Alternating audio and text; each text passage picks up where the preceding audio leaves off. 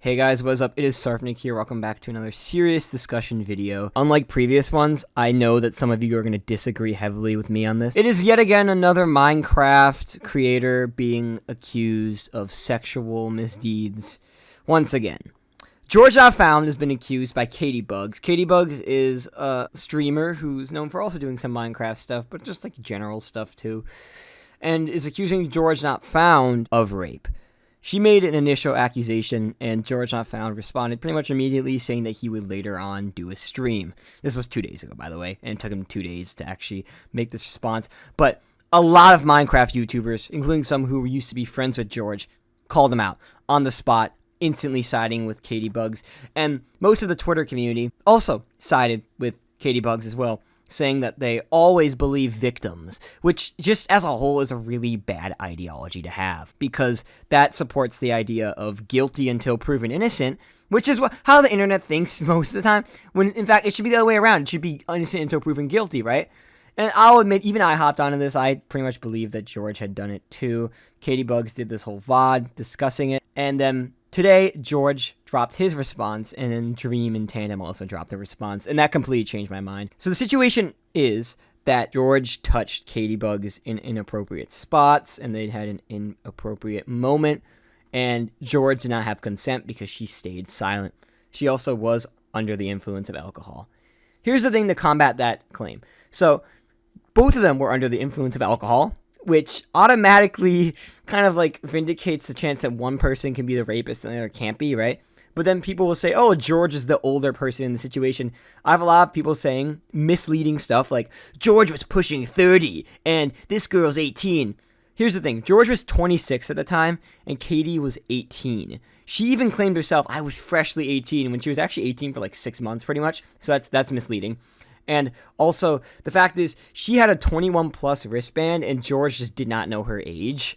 Like, there was no evidence to prove that George knew her age was below 21.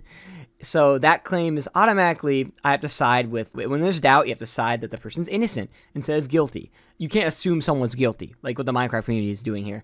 So that's one thing. But another thing is that Katie-Bugs here decided to still be friends with George even months after this happened.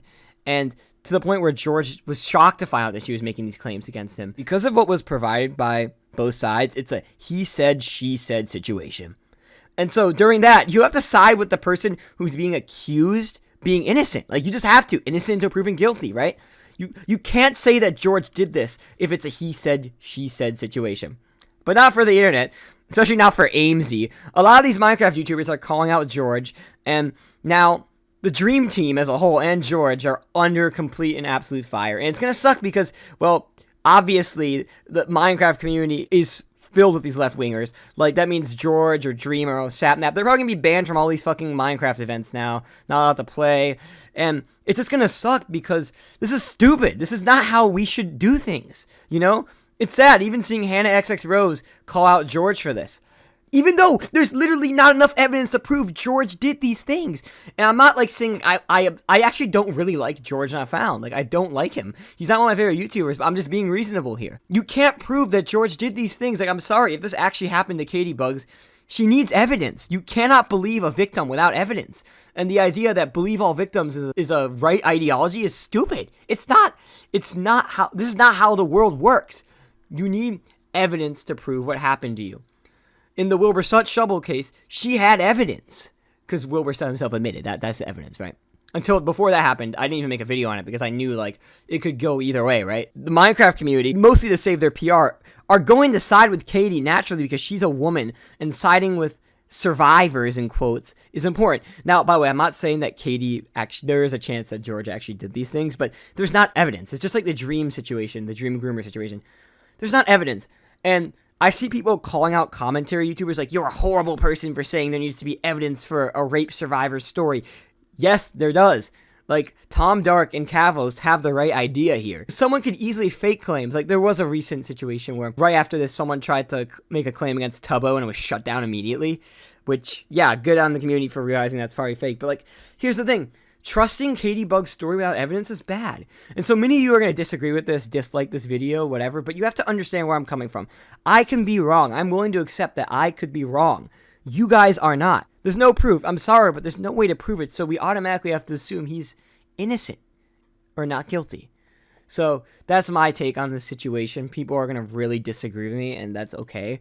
But, dude, there's not enough evidence. This case will probably never get solved unless Katie has some big evidence. You can't just trust her without evidence, is all I'm saying, right? I think I've hammered my point down enough. GeorgeNotFound may be guilty, but he also may not. So you have to assume he's not guilty until that is proven. So yeah, the George situation sucks. It's definitely leading to a lot of issues for the Dream Team now. Like, half of the Minecraft community is going to fucking hate them. But at the end of the day, you need evidence before believing such claims. This guy, Nate Allen, I love him because he has really good takes, especially on the Dream Team. He initially sided with Katie, but after seeing George's response, he made a pretty good post summarizing the situation. Alright, I'll see you guys. Sorry if this is a somber video, but I just had to state my opinions on the situation. Bye-bye.